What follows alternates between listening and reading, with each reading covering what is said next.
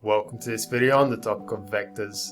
In this lesson, we're going to have a look at the concept of a unit vector, or in other words, a vector that's one unit in length. This video will be broken into three sections, the first part being the concept of a unit vector and how to calculate it. Secondly, we'll have a look at an example of how we can turn a vector into a unit vector. And then finally, we'll have a look at how we can use our technology, that being the Casio calculators, to automate this process for us. To begin, a unit vector describes a vector that is one unit in length. A unit vector can be calculated as 1 over the modulus of the vector that you're trying to turn into a unit vector, multiplied by the vector itself. So this formula over here allows us to calculate the unit vector of any given vector. Now let's have a look at how we can put it to use.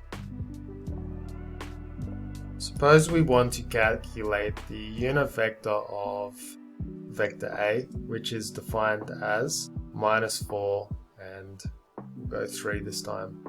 To calculate this unit vector, all we need to do is plug it into this formula over here.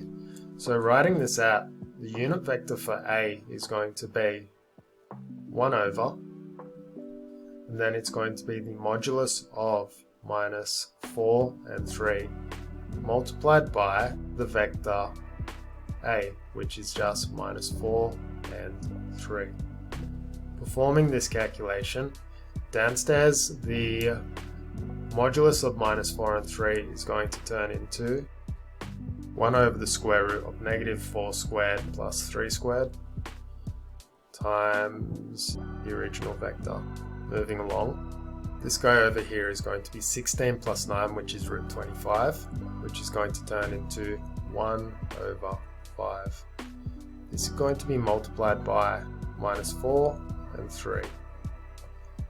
Next, I can bring the scalar value into the vector, so this is going to turn into -4 over 5 and then 3 over 5. So this over here is the unit vector of A. Now to verify that this is correct, I could say up we come to the calculator and then I can check the values. So I can say matvec, I will clear my memory, put it in as vector, in fact I'll put it in as vector B because I'll say vector A for the next calculation. So this is -4 over 5 and then 3 over 5. I go exit, exit, options, matvec, across, normal, across, vec, alpha, b, and lo and behold, it gives me a value of 1. So you can clearly see that this is a unit vector for vector A. Now suppose that we want to do this calculation automatically for us. What we can do is we can escape to the top menu. We're going to go into matvec. For vector A, I'm simply going to put it in 2 by 1, -4 and 3. Next, I go options, matvec, across. Then I look for unit V, so F5 for unit vector. From there, I go vec A, and lo and behold, it gives me the exact same result that I calculated here.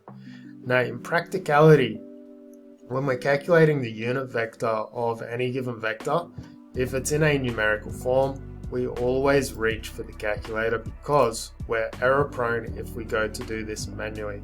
You're always better off using the calculator if you can. Now the application of this is such that we have some algebraic form over here.